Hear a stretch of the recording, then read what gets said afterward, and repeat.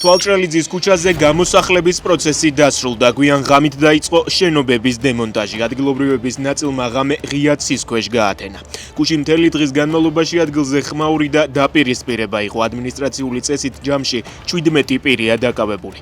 მათ შორის უმეტესობა სამოქალაქო აქტივისტი. ახალგაზრდები აფრიკის დასახლებაში ადგილობრივების მხარდასაჭერად იყვნენ მისულები. საქართველოს ევროპისა და ამერიკის შეერთებული შტატებისთვის სულ უფრო ნაკლებად საინტერესოა ის აღარ განიხილება ევროპული ოჯახის წევრად. განაცხადა ამერიკის შეერთებული შტატების ყოფილმა მაღალჩინოსანმა მეთიუ ბრაიზამ ინდეპენდენს ავენიუ მედიასთან ინტერვიუში. ბრაიზას თქმით, საქართველოს ახლა რუსეთის ორბიტაზეა გადართული. საფრანგეთი პალესტინის დამოუკიდებლობას აღიარებს. ამის შესახებ ემანუელ მაკრონმა სოციალურ ქსელში დაწერა. მაკრონის გადაწყვეტილება დაგმო ისრაელის პრემიერმა ბენიამინ ნეთანიაჰუმ. განცხადებას გამოეხმაურა ამერიკის შეერთებული შტატების სახელმწიფო მდივანი. მარკო რუბიოც და მან საფრანგეთის პრეზიდენტის გადაწყვეტილებას უგუნური უწოდა. გასულ ღამეს უკრაინელებმა რუსეთის რამდენიმე რეგიონს დრონებით შეუტიეს. უკრაინული წყაროების ცნობით დაიბომბა რამდენიმე ქარხანა, მათ შორის ტამბოვში მდებარე დენთის საწარმო.